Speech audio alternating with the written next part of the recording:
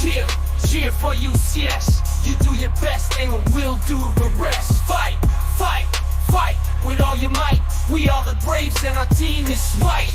Go, go, for our colors bright. We are so proud of the blue and the white. Score, score, score and fight some more. And we'll win this game tonight. Rip them up, tear them up, go Braves, go. Rip them up, tear them up, go Braves, go.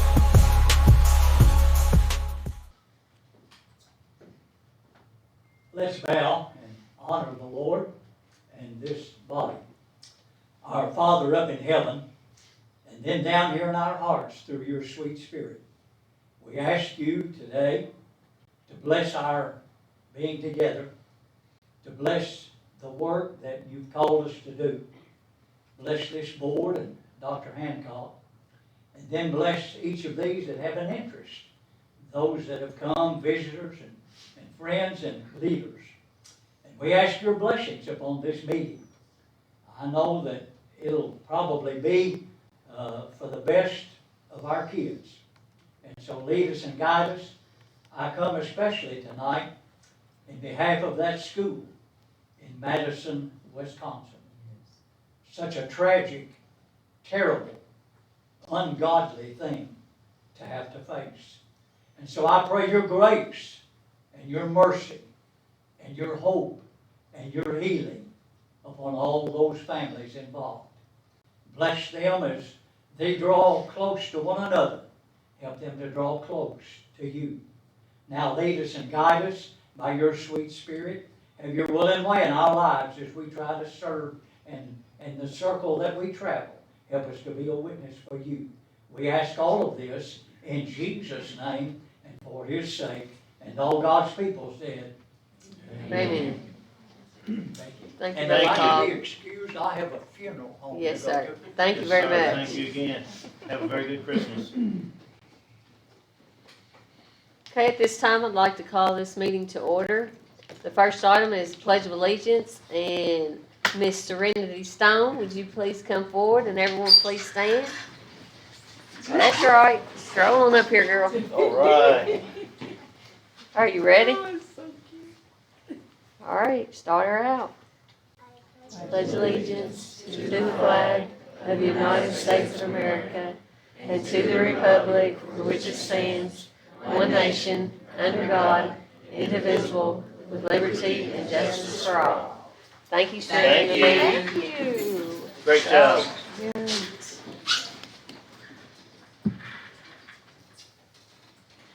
Next will be Miss Lauren Laval will lead us in our mission statement. Union County Public Schools creates an inspirational learning environment and empowers our students to reach their maximum potential in an ever-changing world. Okay, thank you, Lauren. Next item is approval of the agenda. Do I have a motion to approve the agenda? So moved. Ms. Martin made the motion. Do I have a second? Second. Mr. Gadden made the second. All in favor? Aye. All opposed? Motion carried. Next is recognitions, Questbridge National College match. Ms. Thomas.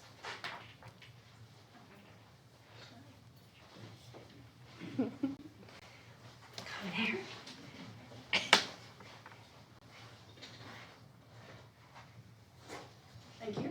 I am here to recognize Keelan Gobin. You can come on up here. Keelan is a Questbridge Scholar, which 25,000 students from across the nation applied. Less than a third were accepted as a scholar, and only just over 2,000 of those matched with one of the top schools in the nation. And Keelan matched with University of Chicago, which is about equivalent to a $500,000 scholarship. So he will be going to University of Chicago 100% free.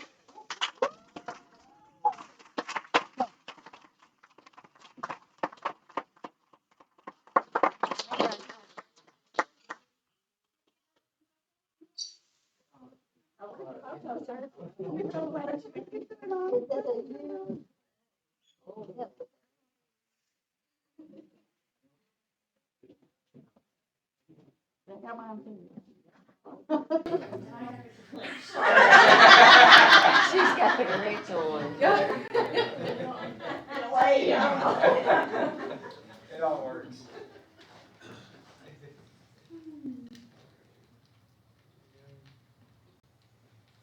Awesome, congratulations. Yes, congratulations.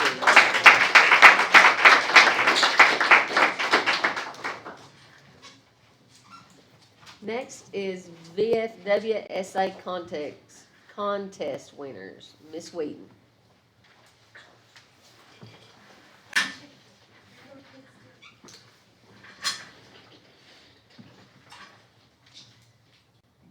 Good evening. So in October, we got an email from Miss Nelson, Miss Clements and I, actually the whole social studies department informing us of a essay contest, two separate ones actually, one for the middle school and one for high school grades that ask our students to, the middle school prompt was my voice in American democracy. And the high school prompt was what would the founding fathers think of our country? Yes. Something along the forefathers. Yes, is our country what our forefathers envisioned? Ms. Clements had all of her classes enter, all your HPPA classes, correct? My government class at the high school entered, my middle school government class entered as well. And we had, out of the 6 places that were available, Union County Public Schools had 4 winners. So, let me give that one to you. At the middle school, Miss Lily Owen came in 2nd place. She is at 8th grade recognition, so she is unable to be here tonight. Miss Charlotte Scott placed 3rd in high school. Enoch Hunter, who is also unable to be here tonight, placed 2nd, and he's yours. Brock Meadows placed first.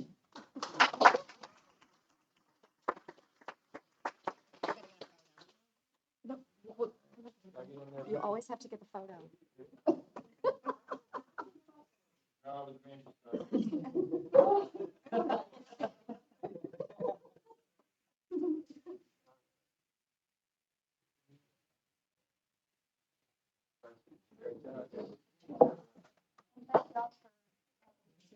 Oh.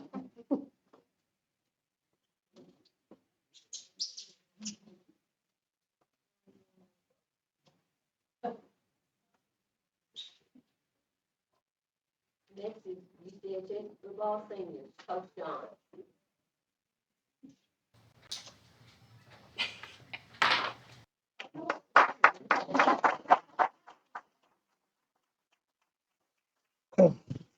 All right, we'll start off. I'll just talk about the senior class.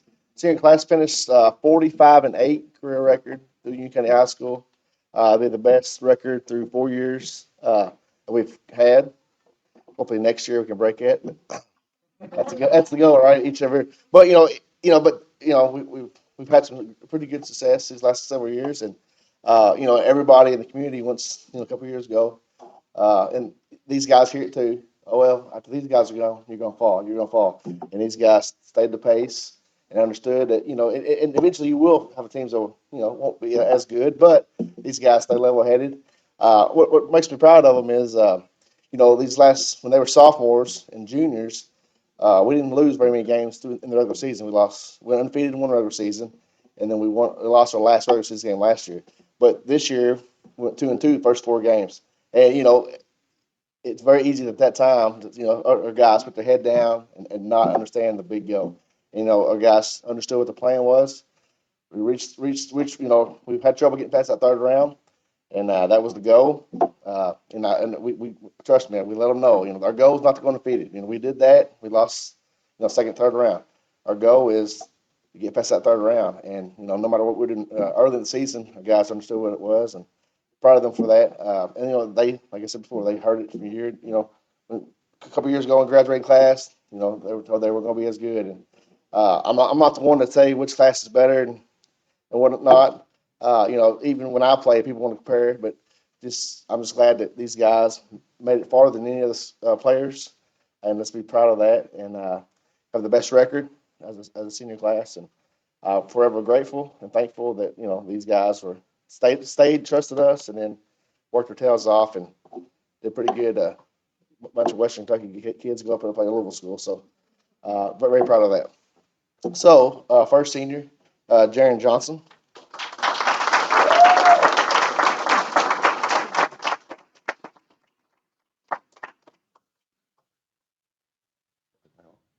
Kyle Gibson.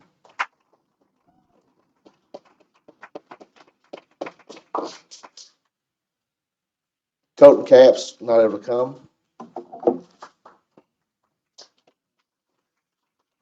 Camden Davis.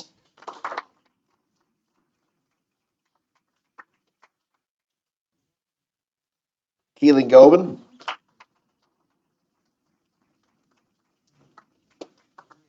Not just Brian. Davion Gilmore.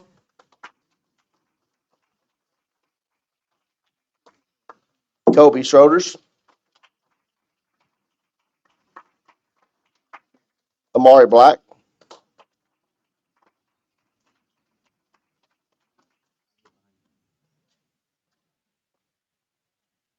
Caden Wilson.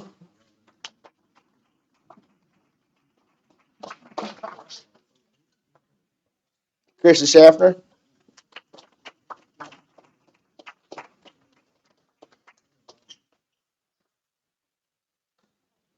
Brett Farrell.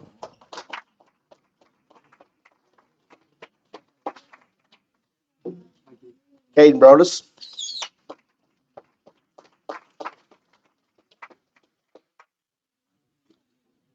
Zach Powell.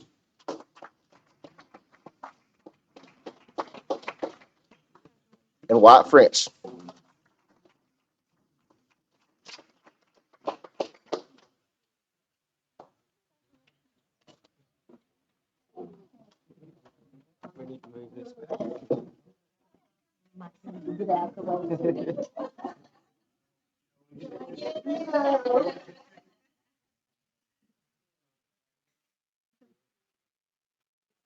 So Brock. Pressure's on. Pressure's on.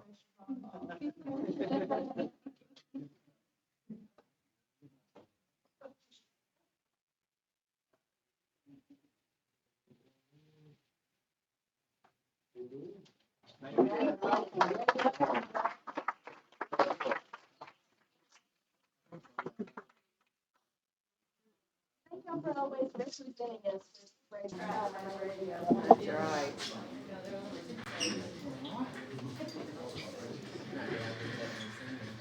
There's a bunch of seniors.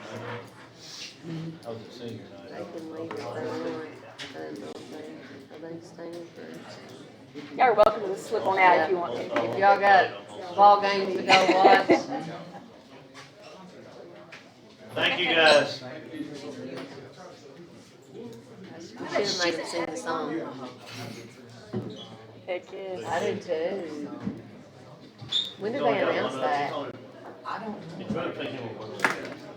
When did they announce Mr. Football? I think it's sometime within the month, right? I think it's for him. One of the guys on that stage. Hey, when do they announce Mr. Football stuff? It should be within soon. It's, Like this week or maybe next week. Oh, Okay. yeah. The votes are already in, so. Oh. What a They good can do it Christmas right now. present it would be. Let us know when it's good. First team offense is gonna be announced, Friday, and then the second, third team gonna be announced, next Monday, so. I'm guessing around that time, brother. Good. Okay. He's the finalist. See y'all. Bye, thank you. Okay, next item is superintendent report. Dr. Hancock. Sorry. We're going to start off with our student report so Lauren can get to her next gig. All right. So just today alone, today's been a very busy day for specifically the Interact Club. They started this morning at about 8:30, went out to Breckenridge.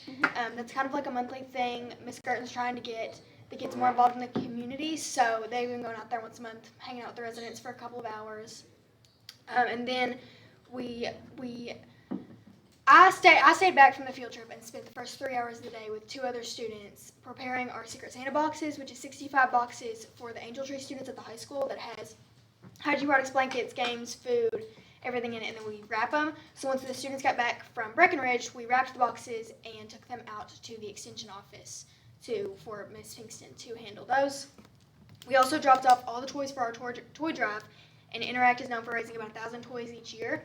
So we dropped those off at Hancock Place. It's been a very busy day, and almost every single Angel Tree student in the county was sponsored, and a lot of those were done by students in Interact. So, Oh, that's good. as we just previously stated, the Braves got runner-up at state. The freshmen are initiating a program called Growing Future Leaders, which is a buddy program between the high school and the elementary students. I may have already said this at the last one, but it's still like the details are still being finalized with it. The preparation for skits, which is a community and school favorite, has begun. We found out our themes last week at sports. So each grade level has a different sport. We would love for you all to come. It's sometime in January or February. Date hasn't set yet. And as you can obviously tell by my attire, basketball season has started. There's a home game tonight, 7:30. So I'll see y'all there. Boys game? Yes, boys game. They play Heritage Christian. Yes. you knew her with an H. Thanks. Heritage Christian. Thank you. Thank you, Thank Lord. I will see y'all in January.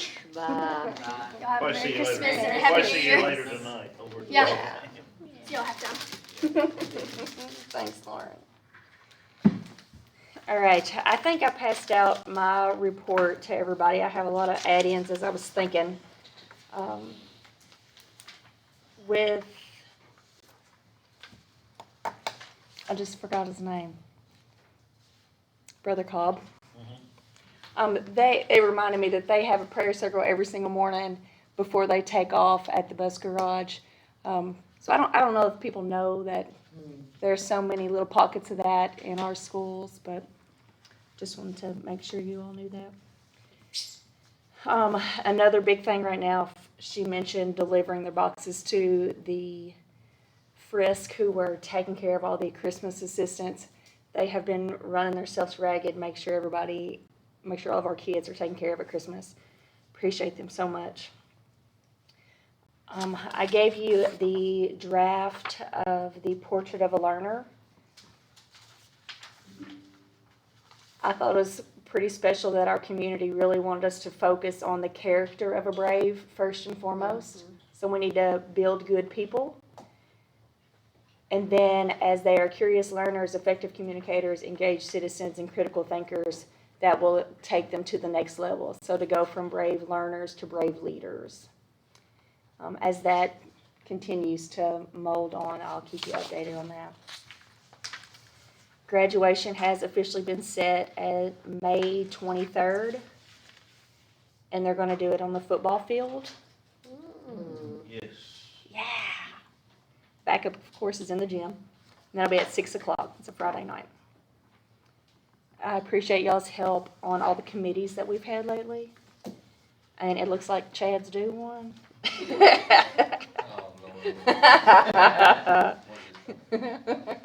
No, just saying thanks. Next committee, you're up. is what she Yeah. said. Yep. Just saying, I appreciate y'all's help on the little things, because even though they feel little, like the calendar committee, it's just a short little, let's figure this out meeting. It's really paving the way for all the things that we're gonna be able to do next year, so appreciate your help with that. And the Empowered Educator Fellowships, there are 13 I was applicants, gonna say, so that's exciting. We're hoping to announce that on Friday, who the 3 winners are. For instruction, we had our first NTI day. As part of our leadership meeting today, we talked about how we can be better at those. Coach Smith has a plan typed up, like a communication plan on those days, by what time do we need to make sure people know, and just to help everybody understand that process. Some of our schools have started with vibrant learning experiences. If you remember, that's a big push from the state. Most recently, and I didn't get to see it in person, but Sturgis had a human body project in their 4th grade science classes. But I saw some pictures on Facebook, and you could just see the students were proud to explain their part of the body to the people that were coming through. Middle school just had some school-wide benchmarks in their core classes this past week, and high school is doing English and math this week. And then they're gonna use that data to provide, the starting point for conversations of how do we improve our instruction. Shout out to Miss Wheaton, she may have already left. But she was appointed to the State Council for Gifted and Talented Education, that's pretty cool. And she and Miss Morgan plan to send in their proposal to the World Council of Gifted Children. I believe it's due on the 18th. I just read it, it's Yes. it's a great proposal. I agree. We have an addendum to the agenda. You saw that probably on the second page. Alliance needs us to officially approve them to go into competitive negotiations with those bidders who were over budget. We talked about that at the working session. Yes, yeah, but they need it to be official. They've actually already started the Okay, process, which I appreciated. Most recently, and Ms. Morris talked to them since I've spoke to her, so she may have a better update on this. But it sounds like it may be impossible to get it done this year. I mean, if it is, it is, I mean, Yeah, I know. We didn't want to do that. We wanted to be able to sell bonds this year. We wanted to I get know, to that I know, point. because it makes it a lot easier. Yes, but we also don't want to rush. We want them to find every penny we can save. I mean, we're talking about hundreds of thousands of dollars difference potentially, so. Yes. Maybe, They did provide us another option. They talked to Ms. Morris today and said we could go ahead and approve the bids as they stand and trust that they would give us the best option. But I'm not comfortable with that. I I'm not didn't either, think y'all would be comfortable because I with don't that know what either. options I want to approve till I know what the actual bids are. Yes, yes. Amy, you can still hear us, right? Anything you want to add to that? I mean, you summed it up clearly. I don't think that approving as is a recommendation from either of us. Yes, yes. So kind of disappointing. I know at the working session, we talked about sometimes we could pencil in another working session. But unless they come back with something in the next day or two, then I don't foresee that that could be manageable.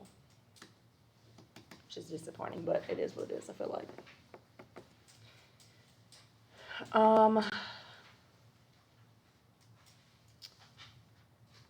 My standard 3 is on here also. Just, if they do come up with something, and there's any way we can meet, I think all of us are in agreement, we'll try to do our best to make it happen. Yes, yep, I think so too. I'm not over speaking for you guys. No. I mean, We I want to get it agree down. 100%. I mean, this thing. I'd rather, I is- mean, just because of some of the reasons you said, just getting that bonding stuff issued out, I mean, it's gonna be so much more.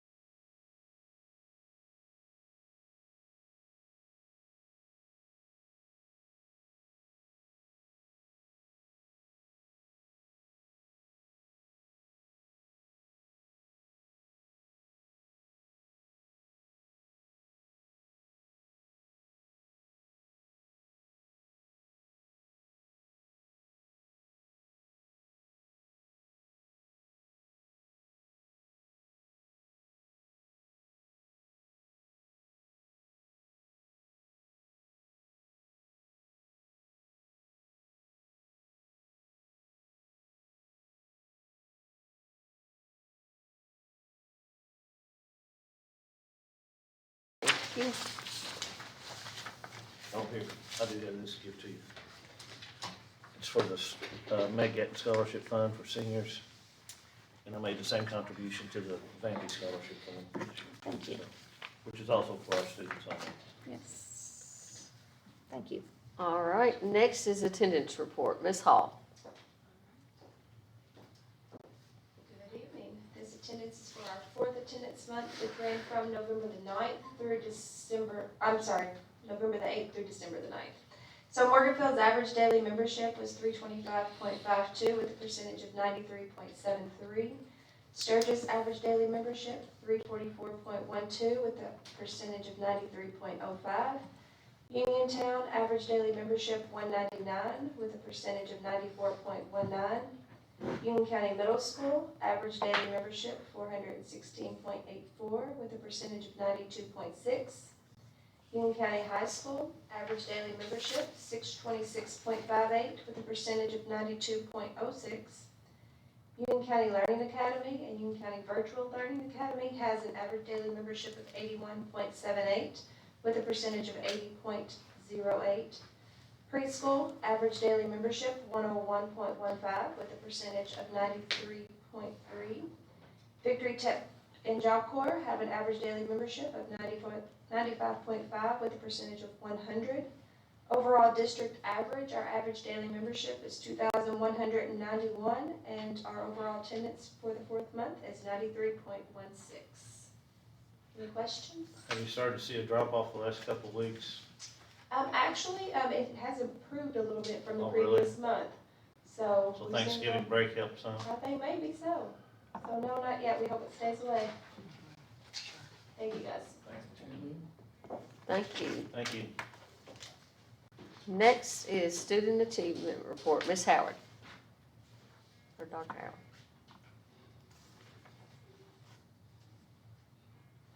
Good evening, and I don't get caught up in titles, so you're okay. I will be presenting the student achievement report for our elementary schools as the elementary supervisor of instruction. It won't be like what you're used to seeing from me, this like 75 slides of data, so don't fret. It will be pretty quick, but as you can see, go to the next page, Lisa.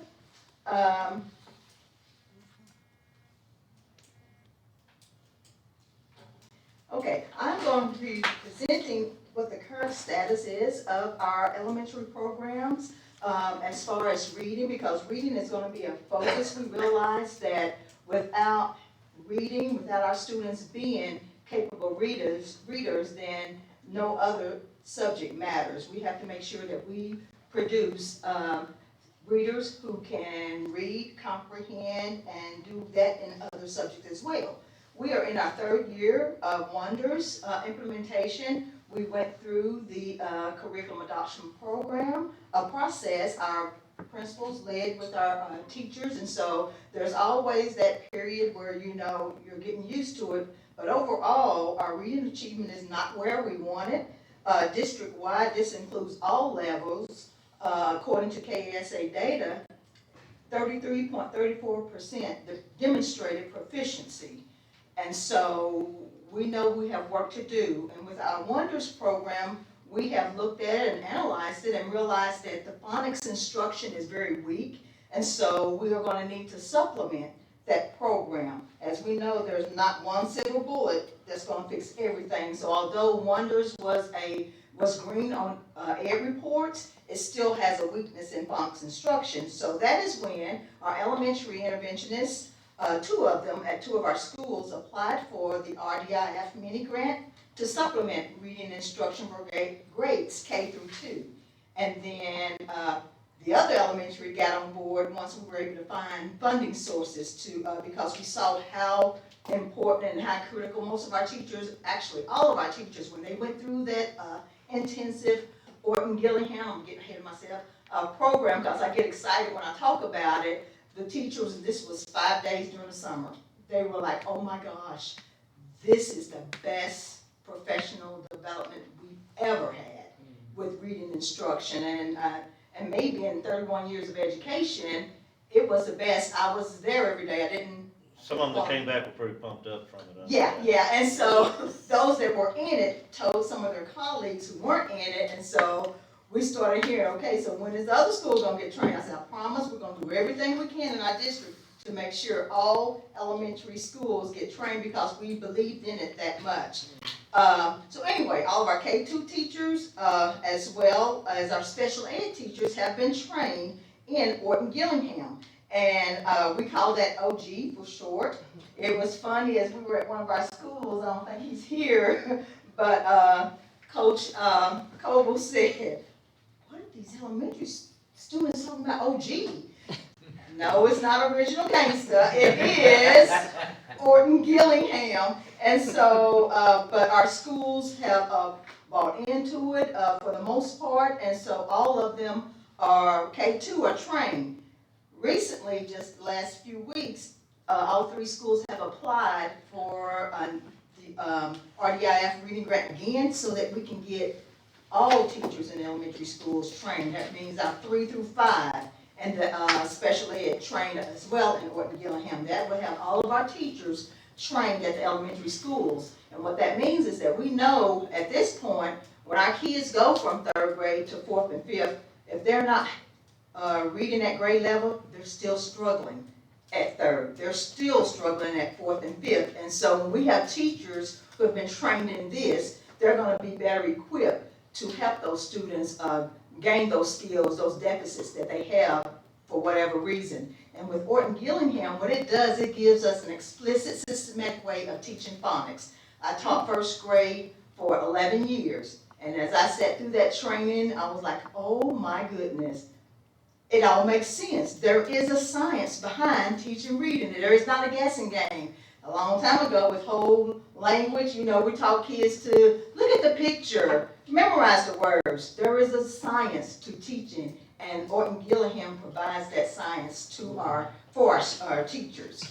As a high school math teacher, I stepped in there just for a minute, and it was like a whole nother language. So where did it come from, just out of curiosity? I mean, This, and believe it or not, it has been around for over 50 years. And so the science behind it, there is research that is stood it behind sounded it. familiar. Is this something, didn't the Montessori schools use this? It could be, I'm not familiar, but it could be, because it has been I around was for thinking that that they long. did. But I was trying to remember in my brain where it came from. And there probably are, different schools that use it, we've had different ones who have been trained a little bit and dabbled with it, the free stuff that is online. But when we got wind of the grant, we thought, oh, this is a way for us to get, because it is expensive. The grant was $40,000 per school. And so it took every bit of that to pay for the training, and we also paid for teachers' stipend because it was the summer, and so we wanted to pay them for their time. And the same thing for our Morganville elementary teachers who did it during the summer. And theirs had to be, online, virtual, and I asked them, I said, okay, so was it as good? They said, I don't see how the in-person could have been any better. It was that good, and it was very intense, and it was on the go. There was no time to slow down. I think the presenter, our trainer rather, she was getting a little fed up with us because we were asking questions. She knows she has this time frame that she has to keep going in order to get all the content in. Kind of how our teachers feel every day when they're trying to get content in. But anyway, it was a great experience, and we're excited about the program. And each year, we're hoping that it's going to get better and better. And I am getting ahead of myself, because I like that so well. But I have for you, the next slide is talking about our Senate Bill 9 requirements. And I was going to include it in the presentation, but instead, we thought it might be best to just give you a copy and let you read at your leisure.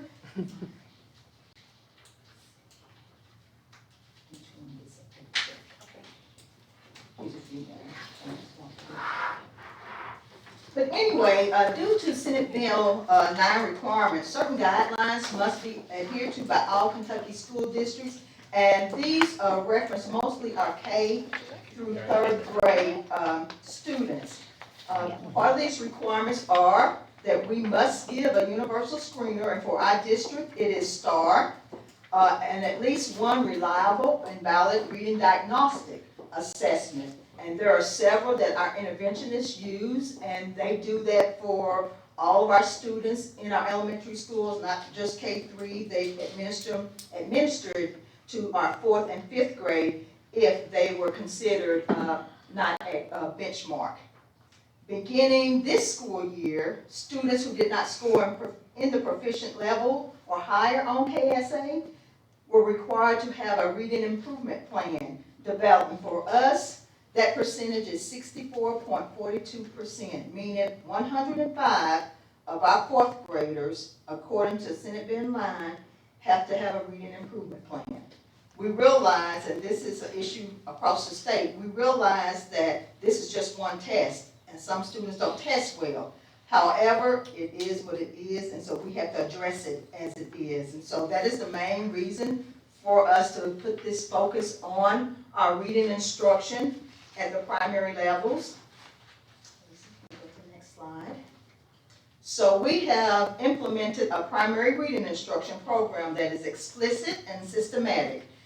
Phonemic awareness that relates to the sounds, our kids knowing the sounds and being able to produce those sounds. Has nothing to do with letters or anything, it's just recognizing those sounds. But they have to know that first before they get into reading.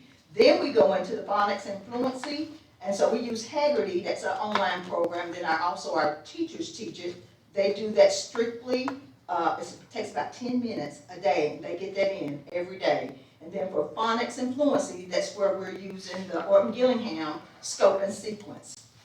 There is an assessment for letter naming, letter sound fluency using STAR CBM. Then we also have weekly dictation of words after concept 4, and then again after concept 9 to monitor progress. And then we use red words because that's what Orton-Gillingham uses through OG. It's similar to what you all might see as fry words or high frequency words. These are red words, and they're introduced in a sequential order. And then these are also implemented or embedded into their instruction each day and then each week. I have put a quote in there by one of our Morganfield teachers. She states, "There is so much to do with OG. Our kids are reading now and not in March like in the past." So before kindergartners, we're teaching the letters, we're teaching the sounds, we're recognizing letters and sounds, hoping that by February and March, they begin to read. Kids are reading now. Serenity is reading now. She is a kindergartner, and so I'm Good going job. to skip to show some of her samples. I have a couple Let's get of to her her work. samples Let's get to her work. Yes, and then we'll come back. Oh, wait a minute. Keep going. Maybe it's on up. Keep going. Since she's here, and then we'll go back to the, okay, right there. Okay, so what you see there on the left side, it is the a level text that the teachers produce to the students. They test to see if they can read it. Mind you, those words in this text, the teachers have taught. The teachers have taught the sounds. They have taught the red words, so those students, when they see it, are familiar with it. Then they get to take it home and practice at home. Not only that, to the right is where they are teaching them to answer comprehension questions. So what she has done there, and you may not be able to see it, but she has, and this was done independently. They read the question, and then the student, and in our case, Serenity, would have to go look in the passage and find the answer to that question. And then she's written it on her own. And so what did Mom have for Jim? So quickly it was, Mom had jam for Jim. The jam was on the log. Go to the log, said Mom. Jim had to jog to the log. Stop at the log for the jam, Jim, said Mom. Jim had to stop at the log for the jam. Jim will like the jam. So the comprehension questions. What did Mom have for Jim? She responded, jam. Where was the jam? On the log. And I did my first grade skills teaching you, that's how kids write. Anyway, I did give you a code there. How did Jim get to the jam? He jogged. What did Jim's mom say to him? The jam was on the log. This is something that Serenity wrote by herself by looking at the text. And as we get older in 3rd and 4th and 5th graders, that's what we try, and then further on, teach our kids to go back and find the answer in the text. And so that was something that while she was here, I wanted to share with you all just to show that we are believing in this program. This is a kindergartner in December that is reading and writing. So we are Good job. so. we're so grateful for that, and we're thankful that she was able to be with us today. So now, Lisa, I'm gonna ask you to back up, because now I'm gonna share some data with you. Go back one more, yes. In addition to phonics, I did want to share with you what we are using as far as our Wonders program. We are still using Wonders for vocabulary and comprehension.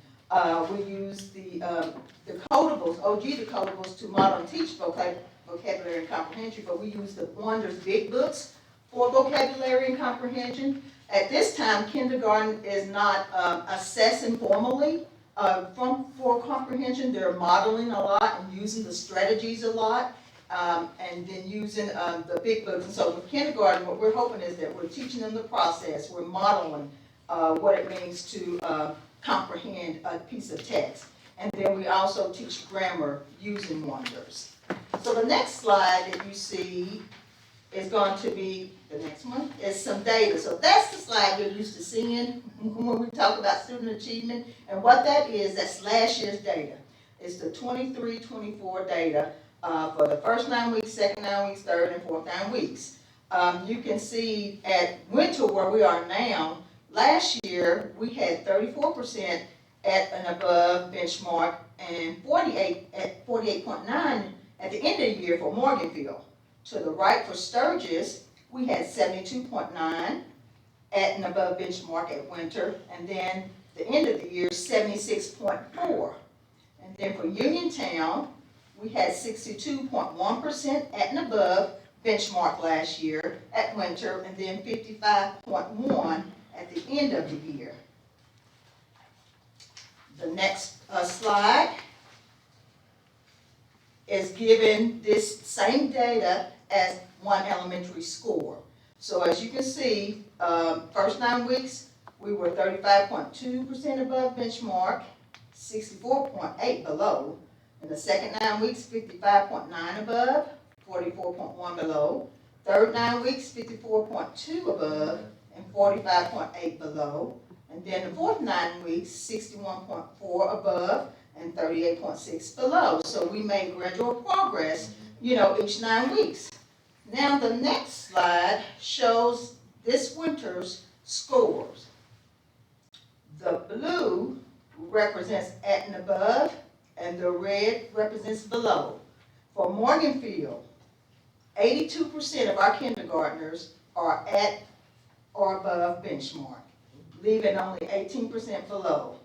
For Sturgis, 67% is at and above benchmark, leaving 33% below. And then at Uniontown, 97% at and above benchmark, and only 3% below. And 3% for Uniontown means that's one student.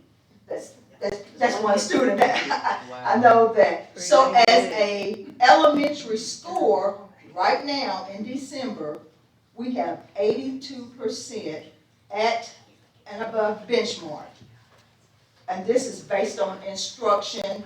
This is using STAR data, but based on the instruction that they're receiving now. And we are all feeling that we owe it to the Orton Gillingham phonics instruction, because that's what the STAR literacy is.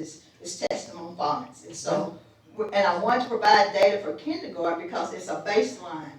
I didn't want to try first and second because they didn't get the instruction I agree at 100%. kindergarten and first grade. So I'm trying to track it where we're beginning at kindergarten. And so from what we see right now, it's great. And I'm so thankful that we were able to get it for all of our elementary, and we're praying and hopeful and praying that we will hear something in January saying that all 3 schools have received the grant, and we'll be able to train the remaining 3rd through 5th grade teachers in Orton Gillingham. And I believe that, nope, next page or next slide. Keep going, we shared that. Okay, right there. So that brings me to some important work, and I won't get into a lot of it because it's just now getting into the works.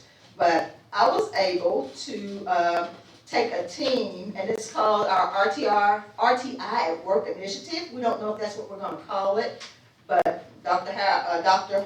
Hancock and team, we're gonna have we have a coalition team that we're guiding, can't even speak, a guiding coalition team that's gonna be leading up this work. But anyway, I was able to go along with Ms. Tepp and our interventionist to the RTI Work Summit in Lexington.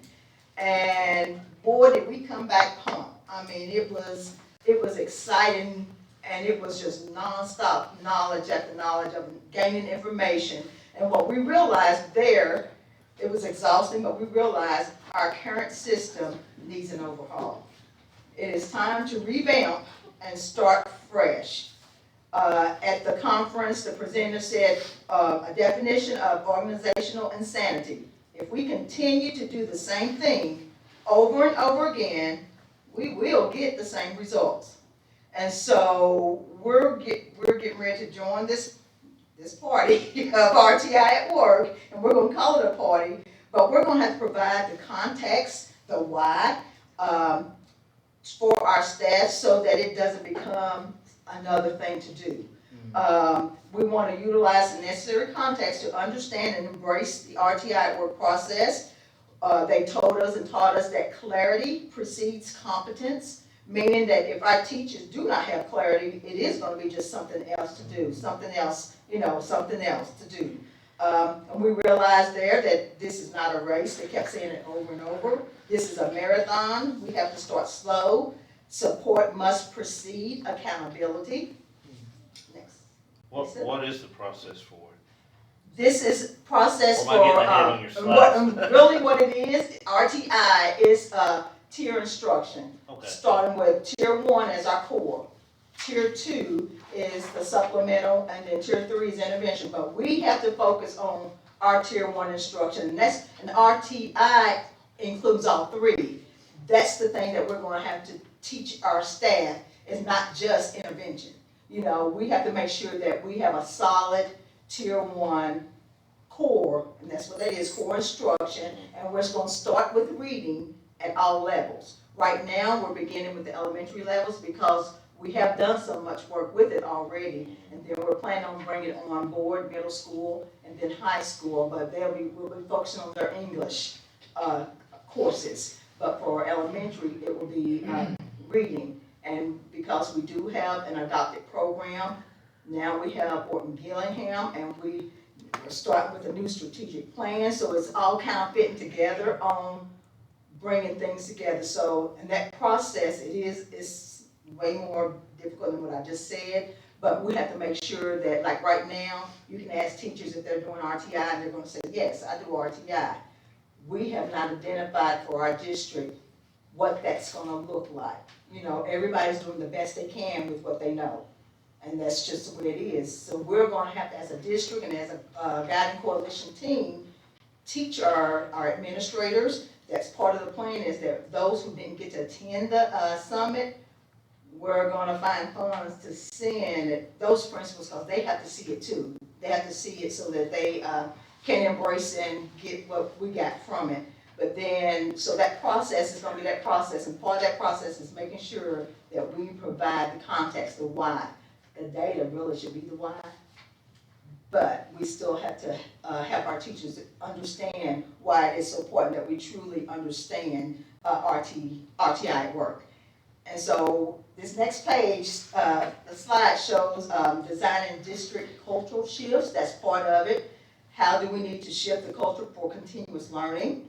We have to teach the culture how to thrive with an integrating RTI model. We can manage the behavior of the person and what they are doing in the classroom. That's just like describing, okay, this is what we need to see in the classroom, and that as a district, let's say all first grade teachers have agreed that this is how we're going to do it. That's what we have done for Orton Gillingham. That's why we see the progress that we're seeing with those students. We have to go from compliance, look at compliance versus competency. How are we going to help anybody that's resisting? Because we're going to have resistors, but we're going to figure out a way that we help them to understand why we're doing things the way we are. Culture is how we behave. So we have to teach each process of the RTI model. Process precedes performance. We have to understand the process of RTI, then we can implement it. successfully, and then preparing professional learning for performance. And I put this in there because I know you all are voting on the calendar, early release days. I think that's on, and what I see that as extended professional learning days, this is when gives us the opportunity that we can train our teachers. Whenever I've met with grade level teams, especially elementary, I've had to work with principals to get coverage because we bring all three together. If there's an early release day, then we're not trying to find subs, trying to find coverage. It's an opportunity for all of our teachers to engage in professional learning. And so, and I think you all have already discussed that, but I want to, this would fit right into that, into our program. And so through that, we would have to respond with extra time and support at the district and campus levels. Again, that's where early release would come in, providing adults, when the adults learn more, students learn more. Adults learn together at tier 1. They learn the standards and how they can develop structure and support for the students. We can't skip the adult learning. So that's the reason why, those early release days will be really important. To change a mindset, we have to understand their mindset first. Educate them, then change our strategy and have them engage in the learning outcomes. The teachers have to see it being done. We have to build the collaborative responsibility first before we can bring in the full RTI model. And that last slide says, it's a new day for UCPS. Stay tuned. Culture changes are difficult. They are very difficult. Very difficult. But doable. And that's what we kept saying the whole time at the conference. It's doable. It's going to be hard work, but it's doable. It's worth it. Our kids deserve it. Hardest work's right, because it has to be top down, it has to be. Any other questions? Thank you. Thank you, Dr. Hurst. It is exciting stuff. It is. And I told Dr. Pink, I know everybody that get excited about, consonant blends and all those things. But as a former first grade Teaching teacher. kids how to read. Absolutely. Thank you. And I appreciate Dr. Howard and the interventionists, they wrote the grant last year. That really opened the door for us, and then even though they didn't really want to this year, they did it anyways. And I appreciate their time. It's a lot of work doing that. I remember when, I think it was Dre was in elementary, and just to hear what's taking place now, because I can remember him coming home literally with just sight-based words. Like, we had not done any sounding practice or anything. I can remember what? Memory. They expect you to know what these, and this is to hear you now, how, the way that you're reintroducing how, sounding out. Because when I was in school, we had, the letter people, and we learned the sound before we got to the word. So I was panicking when he came home with these full-blown words. I'm like, how are we supposed to teach you that? We haven't done anything. You don't know those letters yet. I was freaked out. But I love the fact that something new is being done, and I think that's gonna probably, those numbers of those test scores are probably really gonna plummet once you get about a couple of years in, Right. and really gets embedded, so. Just And, an and example shout out of to how- Miss Tapp too, because without her pushing to go to that conference, Yes. then we wouldn't have Oh, learned yeah. what we Thank did. you too, Miss Ann. Yeah, I'll never forget that. Okay, next is personnel report. It's attached, and site-based decision-making report. It's attached also. Next item is approval of minutes. Do I have a motion to approve the minutes? So moved. Mr. Gatton made the motion. Do I have a second? Second. Mr. Hagan made the second. All in favor? Aye. Aye. All opposed? Motion carried. Next item is approval of financial report. Ms. Morris. Okay, so how's the sound? Good. Okay, perfect. So we will review the financial report for the month of November with a review of our cash. We begin the month with total cash reported of our balance sheet of $26.6 million. We ended the month with approximately total cash reported of our balance sheet of $31.4 million, experiencing a $4.8 million increase in cash across all funds. Total cash reported by the bank was $31.3 million. And we had a total of approximately $375,000 in outstanding checks at the end of November. So with quite a significant increase in cash for a month, when we look at the review of activity by fund, we'll see that that increase primarily came by way of general fund. Month-to-date receipts for our general fund totaled $5,619,000. We received our monthly SEEK payment of $765. We received utility tax payment of $135,000, which was for the month of October. We received $75,000 of motor vehicle. And then we received a $5,180,000 check from the sheriff's office for property tax collections. So November 1st was the discount date for property taxes. But as you'll see on the financial report, that $5,180,000 check goes into two of our funds. So we have a general fund portion, and then we also have a restricted fund portion. So the portion that went into our general fund totaled $4,566,000. Also in our general fund, we recorded $57,000 of interest income. We received a $1,000 donation from Riverview Coal towards the cost of a scoreboard at the middle school gym, and we also received a donation for $250 from Urban Cable for the same purpose. We received $15,000 in Medicaid revenue and $2,000 in telecom tax revenue. And then I'm not going to go over the detail for the year-to-date revenue. You can see the detail there provided in the financial report. Other than the total year-to-date revenue is $9,423,000.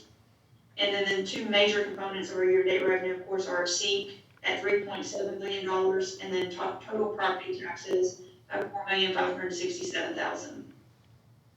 When you look at the year-to-date analysis of expenses for general fund, one thing I just would like to point out, if you look on the financial report that was uploaded, you'll see that that shows a total decrease of $514,000 when you compare through November of last year. But if you isolate the two insurance claims that we had included in last year's financials, we actually, if you compare November expenses of 24 to 23, experienced a $60,000 decrease in revenues year to date this year compared to last year. Our salary and benefits, if you look on that same worksheet, through November of 24 have increased $221,000. But as I've kind of reported over each month, $163,000 of that is due to the delay in the state LAVEC funding. So we have started payments for that grant out this year from general fund. Special Revenue Fund, Fund 2, month-to-date receipts total $387,000. We received $4,300 in local grants, $10,000 from a state community education grant, and then we received $373,000 via federal cash request. Year-to-date expenditures for Fund 2 total $1,128,000, with $972,000 of that going back into direct student instruction, and then $136,000 on our family resource centers. Fund 21, there's no significant activity to report. Fund 25, we update that annually, so there's no activity to report. Fund 310, there's no activity to report. Our FSPK Fund 320, so this is the fund where the restricted portion of our property taxes were deposited. So KDE in our SEEK forecast, so this is our tentative SEEK forecast, they do a calculation on what the restricted portion of our property taxes are required to be deposited into our Fund 320 to meet the nickel component of our basic tax rate.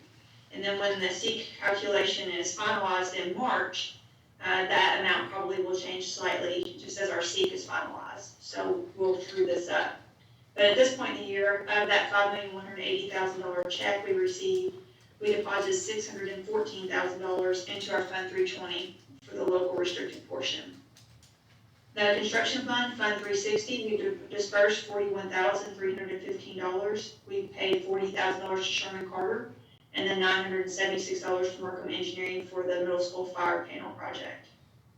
Our debt service fund, Fund 400, there's no activity to report. And then our first of two proprietary funds, Fund 51, food service, we reported month-to-date receipts of $196,000.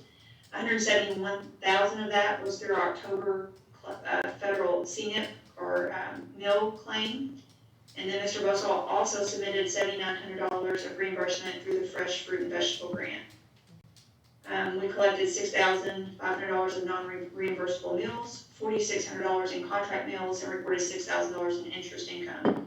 So year-to-date revenue is still increased over prior year. So year-to-date through November is $695,000 compared to last November of $643,000.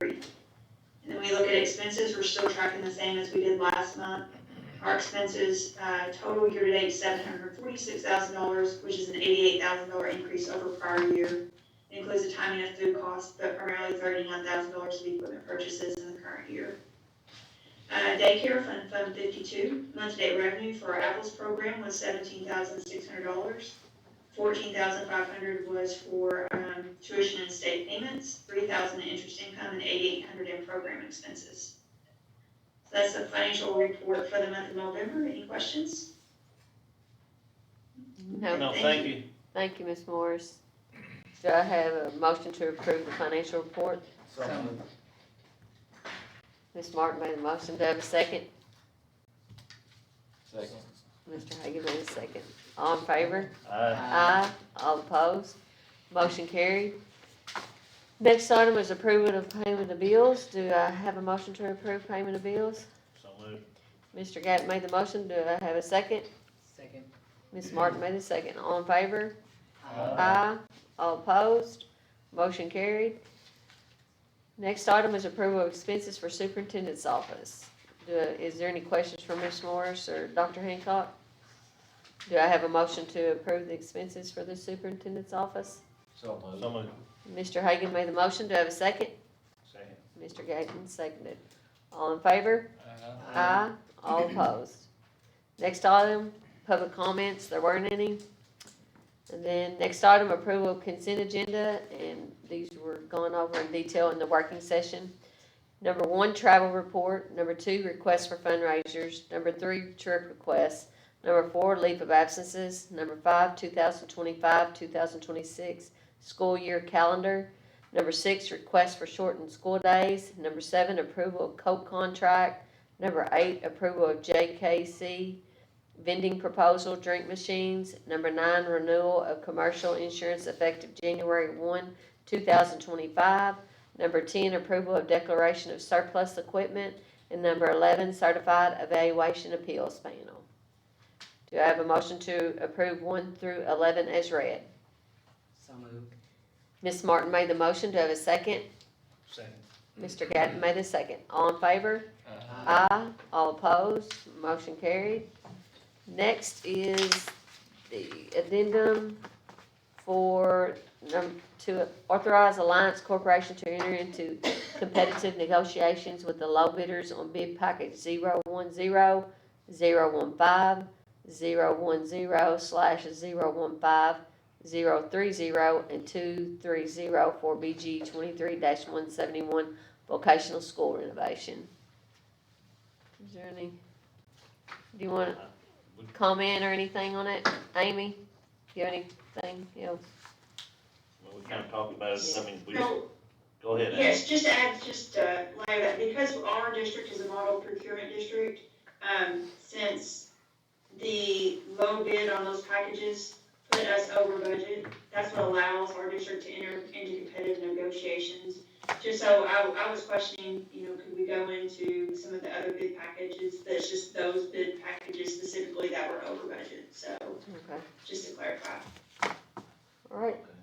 I do, one question, Amy, will they go back and try to get lower bids on some of the other packages as well, or just these particular ones? Yeah, well, we're not allowed to solicit for any additional bids, so what they're doing is working with the current bidders to negotiate the price down. Okay, well, that's what I meant. And not necessarily negotiate the price down, sometimes it involves maybe using a different manufacturer, or they're trying to find cost savings that do not change the design of the buildings, where we don't have to go back and redesign. So, it's maybe doing something different that doesn't, a different material, a different manufacturer. So, I don't know, we'll hear all their ideas hopefully within the coming week or so. All right, thank you. Do I have a motion to approve? So moved. Mr. Hagan made a motion. Do I have a second? Second. Mrs. Martin made a second. All in favor? Aye. All opposed? Motion carried. Before I adjourn, I'd like to wish everyone a Merry Christmas and a Happy New Year. As this might be our last time to meet, I usually get pretty emotional, so I won't look at you, Lanya. I just want to say I couldn't ask for a better person to represent our students, and you've always done what's best for our students, no matter what. You are a class act, and I'm honored to consider you a friend, and I hope you enjoy those grandbabies. Thank you. I sincerely appreciate it. I do, thank you. You were here during a lot of the rough stuff through COVID, and Yeah. you'll be missed. Thank you. I appreciate it. And your dad would be so proud. Thank you. Thank you so much. You know I gotta throw my 2 cents Go in. ahead, throw it in. Surely not, Chad. I agree with both of them. She is a fabulous person. You know me, I always look for a pat on the back, but this is a thankless job, and I'm thanking you, because I had kids in the school district, and you have to make tough decisions sometimes, and those decisions affect a lot of people, and a lot of people don't even know that you make those decisions, but yeah, I mean, you leave big shoes to fill, and I'm gonna miss you as a friend more than anything, probably.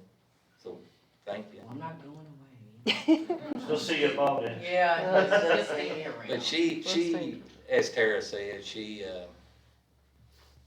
stood her ground on what she believed in and what was right. And to me, that's the most important thing, is you make that decision on what's best and what's right. Not for others or even your personal gain sometimes, and people like that gets harder and harder to find, I think, nowadays. That's very rare. Agreed. Agreed. Thank you. So thank you. I appreciate it. All right, so at this time, do I have a motion to adjourn? Won't you adjourn us? Ms. Martin made the motion. Do I have a second? Second. Mr. Hagan made the second. All in favor? Aye. All opposed? Motion carried.